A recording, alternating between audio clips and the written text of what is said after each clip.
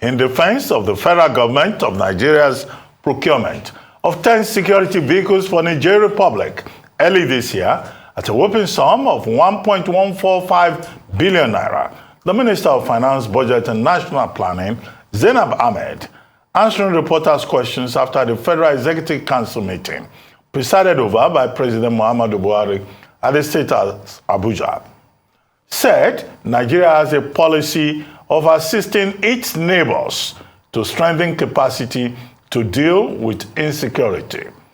She further stated that it is not the first time Nigeria had assisted Niger Republic, Cameroon, or Chad.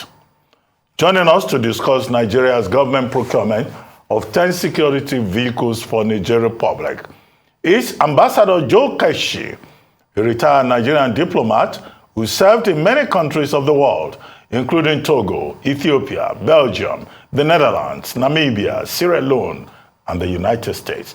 Good morning, Ambassador Keshi, and thank you very much for joining us on the Morning Show. Good morning, Doctor. Good morning, Tunde. Good morning, Rufai. Morning, sir. Okay, Ambassador Keshi, I was saying yesterday when we discussed this subject for the first time that Africa is the centerpiece of Nigeria's foreign policy process. And the view was expressed that maybe the time has come for us to change that focus, that objective, that goal. Because do we really gain anything from supporting African countries? And all of that in the context of this latest donation of SUV vehicles to Niger Republic.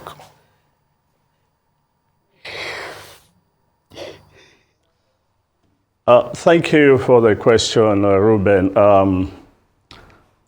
Let me first start, for the benefit of the Nigerian public, to establish the foundation for why nations provide assistance, why they give aid. The first thing we need to understand is that aid is an instrument of foreign policy. And there are several reasons why nations give such assistance.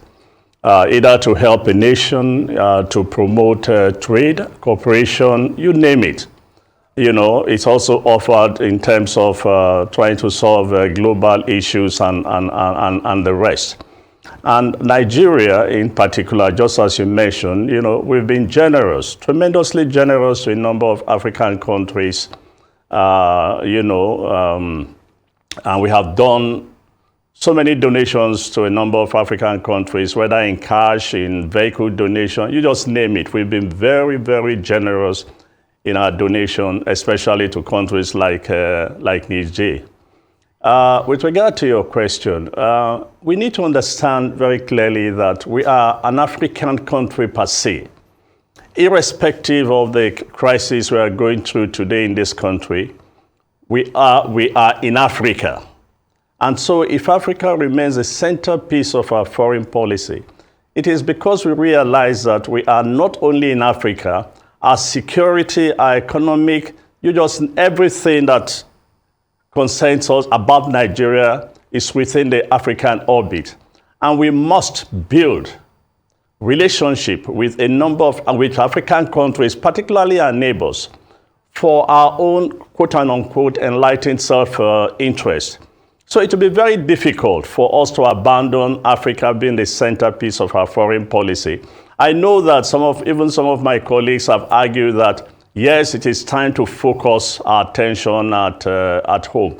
I think, yes, that is true. We need to focus our attention at home. But it is not because we are not focusing our attention at home that we are spending so much in terms of donations. That's the reason why we are not focusing our attention at home. No, the problem at home is completely different. It has more to do with leadership and a number of other issues. So for some time to come, Africa, it will be very difficult for us to disengage from the fact that Africa has to be the centerpiece of our foreign policy. When you go to a country like the United States, they focus on their region. Europe focus in its own region, and every country in Europe, its first primary objective is to ensure that they maintain close relationship with European countries. So we can't do otherwise but maintain that being African and Africa being, the centerpiece of our foreign policy.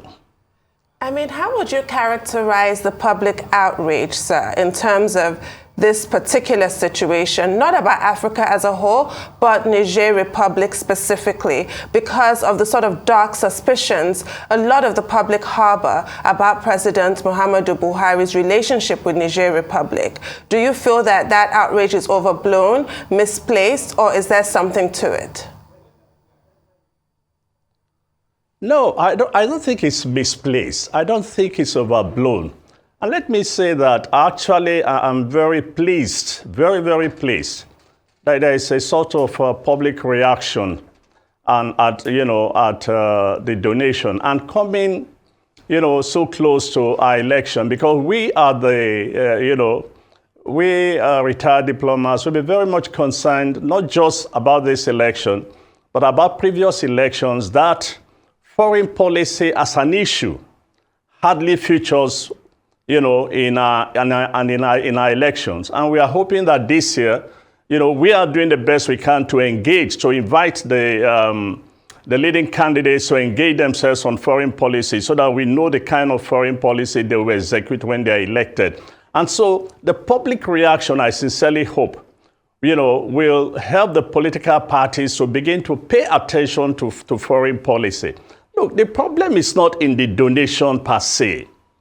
As I said, there are reasons why countries give assistance. When, for example, a nation gives assistance in terms of economic development or security, it's not only to bolster the image of that country, but it also contributes to the economy of that country. The problem with our own is the type and how we deliver our aid. I give you an example. I have no idea. It is still not very clear because there have been pictures of the kind of vehicles that was donated to Niger, and I have no idea now. But if the vehicles were purchased from Inosom or from the Dangote Peugeot and donated to Niger Republic, I honestly would have no problem with that because it also helps those two Nigerian industries. But if you go and buy luxurious Japanese vehicles and you tell the rest of us that it is for security, that certainly doesn't make end. You are actually promoting Japanese trade rather than promote Nigerian, trade. So that is, I think, where, the problem is. And the second issue is the timing. Is the timing in the fact that there is no sector in this country that doesn't need some assistance to survive.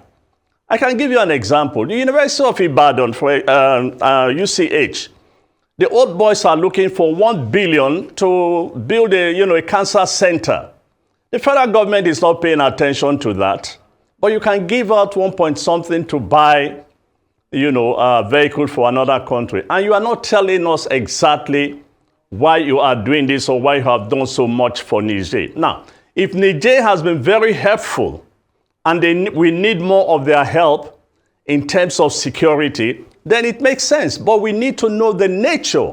You don't just tell us that you gave them 1 point something to buy, as assistance.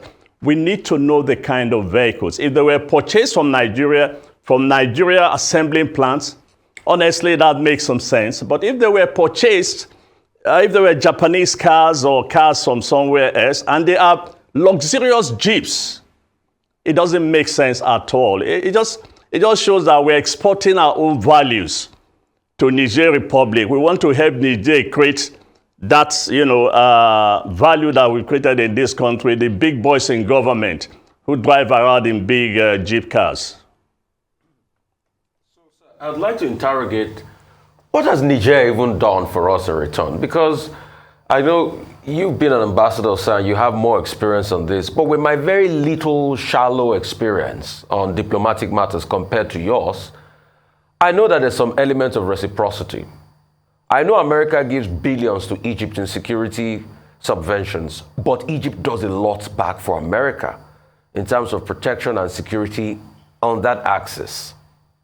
I know for a fact that there are other countries too that receive benefits from all these big countries, but they do something in return for them. In fact, if my memory serves me right, I know that during the time of Pervez Musharraf, one of the great concerns of the Americans then was the fact that they were still giving Pakistan some money for security conventions, and then the Musharraf government had not given up Osama bin Laden before they finally got a hold of him and killed him in Abbottabad. And that was a big back and forth between those governments. But in the case of Niger, there has been increase in arms coming in from the Nigerian border into Nigeria. In the BBC documentary that was sanctioned recently, a bandit leader did say that they have annoyed me, so I will go back into Niger and collect arms. The Nigerian authority have not done anything to stop this flow of arms. We've seen no collaborative effort. In fact, the only country that has helped a bit to fight insurgents and fight it into our territory at a point were the Chadians. And if you remember what I call the battle of Ale, go after them, that was led by Idris Deby before he died. So why are we doing this for these same Nigerians that have become a conduit for arms for terrorists into this country? Rufai, you make a very good point. And I think that's the point I made before, that we must be told the reasons for this current donation and for the new naming of streets after the Nigerian president. Again, you're right. I've said this, I believe, on this platform, that when we talk of our neighbors or the flow of arms from from Libya into Nigeria, there are a number of countries along the route.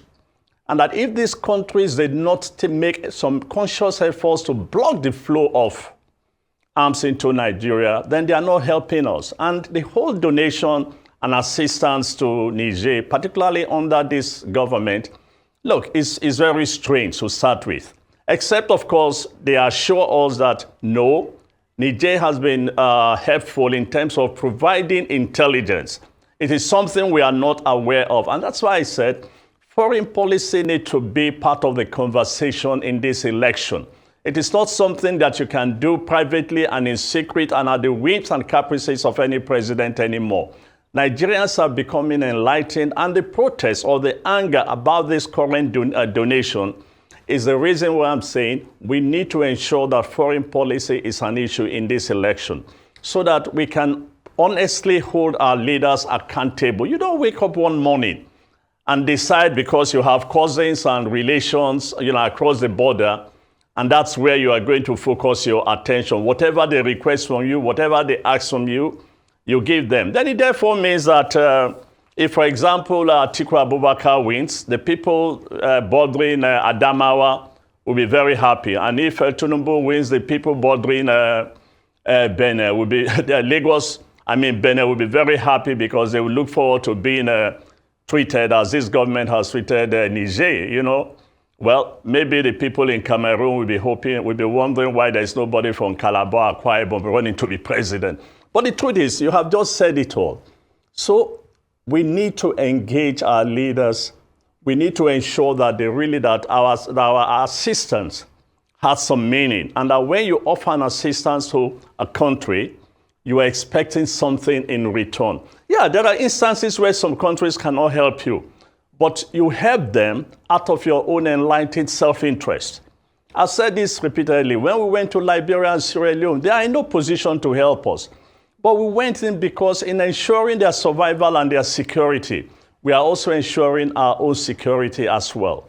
And this is what we need to understand. Sir, with due respect, Nigeria and Niger, they have many examples of collaboration over the years. There's the Enugu Agreement, there's the Maiduguri Agreement, there's the most recent collaboration on the issue of cross-border security. There's also the Nigeria-Niger Security Agreement, or collaboration, as they call it. So in the mind of the foreign policy drivers of Nigeria, there's some kind of collaboration between Nigeria and Niger. I suspect. Absolutely. Yes. Absolutely. So I suspect that what the issue is really is what seems to be this cultural, collaboration between certain rulers of Nigeria and Niger. with which we share over 1,500 kilometers of border. So it would be incorrect to say that maybe Niger is not doing anything for us. That may not be the facts, as we know it. We know the facts. However, what do you think we need to do to improve upon our collaboration with our neighbors, who in a sense will seem to pose a threat with regard to small arms proliferation, security, and all of that? What do we need to do? That, I think, is the question. Look,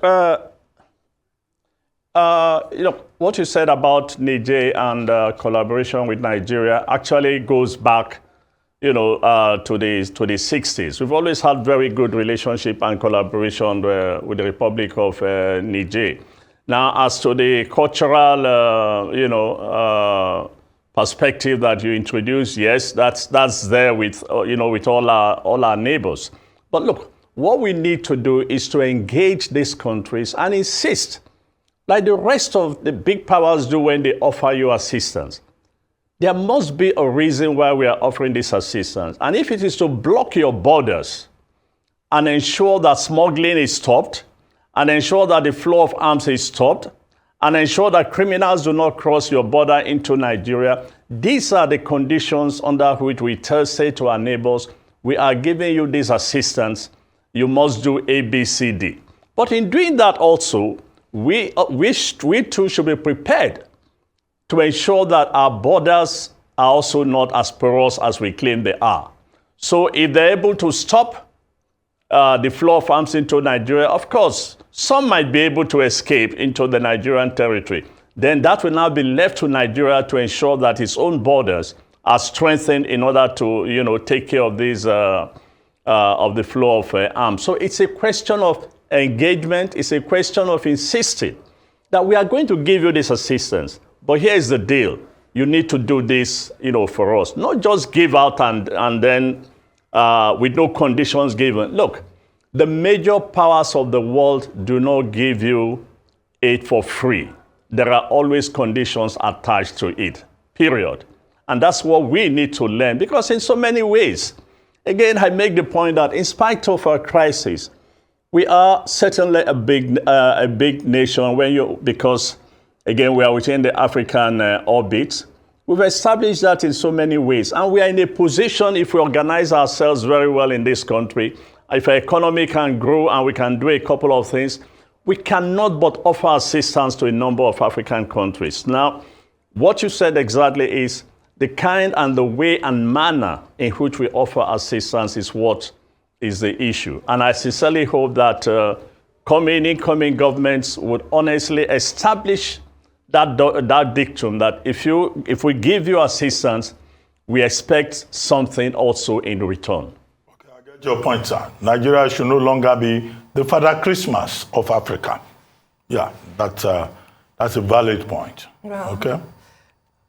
What do you make, sir, of the recent comments by President Buhari while he was accepting letters of credence from ambassadors from Canada and Mexico, which might explain why he made these comments about how no single nation can combat terrorism? And he talked about regional blocs like ECOWAS and how important it is for countries to work together. That's hardly a novel idea. So I'd like your take on what he said in view of our particular situation and what kind of confidence that gives us about our government tackling our particular situation. And also, what is your assessment of those regional blocs that he referred to and the tactics that they have used to clearly limited effect? Sorry, I didn't get your second question. What is your assessment of the regional blocs that President Muhammadu Buhari referred to and the tactics that they have used? Because it's not a novel idea that he espoused. We do have, cross-border anti-terrorism or counter-terrorism measures. What's your assessment? What is missing? Because clearly the results are limited. The president certainly has some good reasons for what he said. But look, the truth of the matter is that strong nations can take care of their own problems like we have. What we need to admit to ourselves, and that's the starting point, we need to admit to ourselves that in terms of our security, we have mismanaged it completely. And so it's not a question of the fact that, look, very many countries will not even, for so many reasons, very many countries will be reluctant to provide assistance to us for so many reasons. One, because they think that we are capable. Secondly, because they think that, look, if we get our acts together and we stop some of these, how do I put it, some of the reasons why our military or the police and the rest, are not doing so well, that if we organize ourselves very well, if we have if we have leadership that is prepared to deal with the security situation, that we can, tackle our problems. Number one. Number two, yes, there are instances in which we might need assistance from a number of countries, and of course, the formation of ECOMOG itself, where Nigeria led a number of West African countries to help in Liberia and Sierra Leone.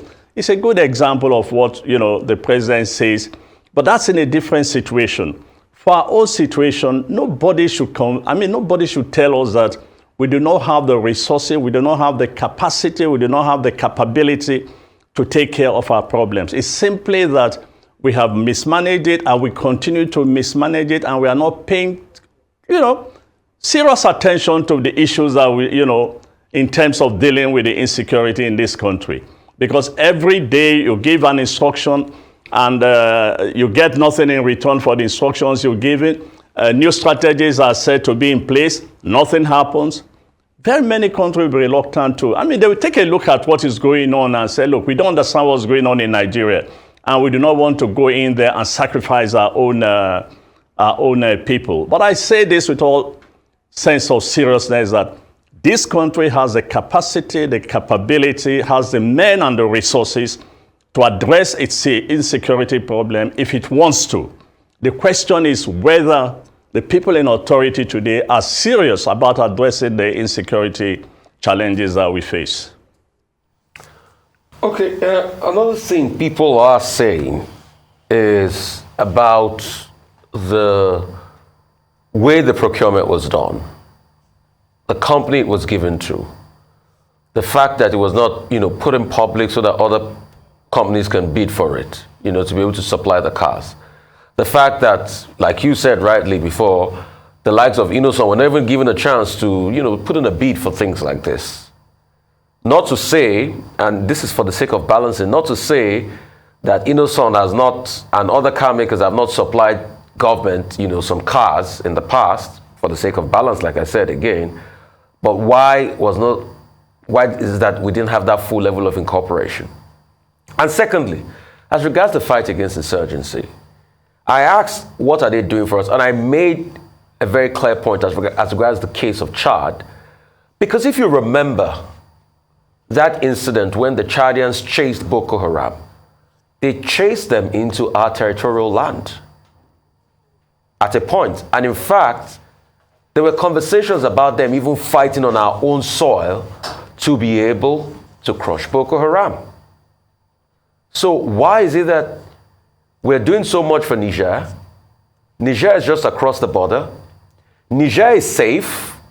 A lot of Nigerians now have homes in Niger where they go to sleep. They come to trade in the Nigerian side of the border in the daytime, and they go to Niger to sleep in the night. But it is still that Niger that is a route where they take and they bring arms into the country. So despite the agreement we have with Niger, correct me if I'm wrong, it's obvious that Niger has not played their own part in the deal. Rufai, you are not wrong, and I believe we are saying, the same thing. This is why, again, I make the point that if the government really cares about public opinion, this is a time for the government to come out and tell the Nigerian people what Niger has been doing to assist Nigeria in the fight against Boko Haram, and why this current donation was made. And again, I go back to what I said before. It has been said, I think, by the Minister of Finance, and strangely enough, in the in the days gone by, these are the kind of announcement that is made by the Minister of Foreign Affairs, and I can assure you he would have provided the background to the assistance. But so we need to be told why this donation was made. We need to be told the kind of vehicles that were provided. It's not enough to say vehicles were provided for security reasons. What kind of vehicles were provided? The public needs to know. The sooner we realize in this country that the Nigerian public is becoming more and more and more enlightened every day. They are no longer children that you just get up and make one announcement and you expect them to just take it, you know, because it has been said by the presidency or it has been said by a minister. And the fact that Nigerians are questioning this assistance in particular makes it almost imperative that the government should come out and provide more details, you know, if they really want to respect the people of this country. Look, again, I made a point by saying there are reasons why nations give assistance to one another. Yes, we have been giving assistance to a number of countries over the years, but now that the public is saying, why are you doing this? And at this time in particular, just be kind, be respectful, be accountable to the people that elected you.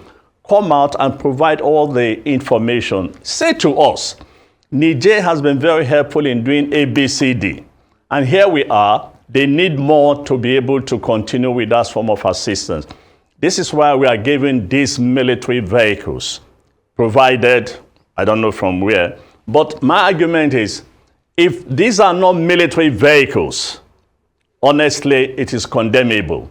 If you buy Japanese, Prado and, some of these expensive cars and you donate and you tell us that these are military vehicles, no. We need to know the type of vehicles. So I agree with you, but it's left for the government to come out and provide us more details. Well, sir, before you go, again, it is not correct to say that Niger is safe. Niger is not safe. Niger is part of the Sahel region. And no, I didn't say Niger is safe. I'm not sure I said so. Oh, I didn't say Niger is safe. I thought I had something like that because we got to a point under No. Mohamed Yusufu. No, I didn't say Niger is safe. Okay, when Mohamed Yusufu, in fact, was calling upon the United Nations to help Niger. But I get your point about reciprocity. But is it the truth that other countries also help Nigeria? And what countries may those be? And how is that, you've already explained why that is important in international diplomacy. But to say that Niger is safe and all that, no, that would be utterly incorrect. No, I didn't say, look, you see, whether we like it or not, in spite of quote and unquote, our wealth, we are still a developing nation, and there are areas in which we need assistance. So if nations of the world provide assistance to us in terms of education, in terms of military assistance, in terms of intelligence, in terms of health, for example. I mean, people donated to this country, donated vaccines, This is the kind of help that nations give, and we are in a position to, to receive. And we will continue to receive, they will continue to give. It is the utilization and how we manage this assistance, to address the problems that we should focus, on. And I'll say this, Ruben. Look, between me and you, Nigeria cannot stop giving assistance because there are a number of African countries that will come to us and plead for one thing or the other. What I'm saying is, moving forward, we need to begin to demand that if we give you ABCD, we expect CED. This is the point. But say that we will stop giving assistance, no. We will continue, this country will continue to give assistance because we are in a position to help less endowed African countries. It is what we give and how we give that is oftentimes the problem we have with our aid delivery. Thank you, sir. All right. Thank you so much, Ambassador Joe Keshi.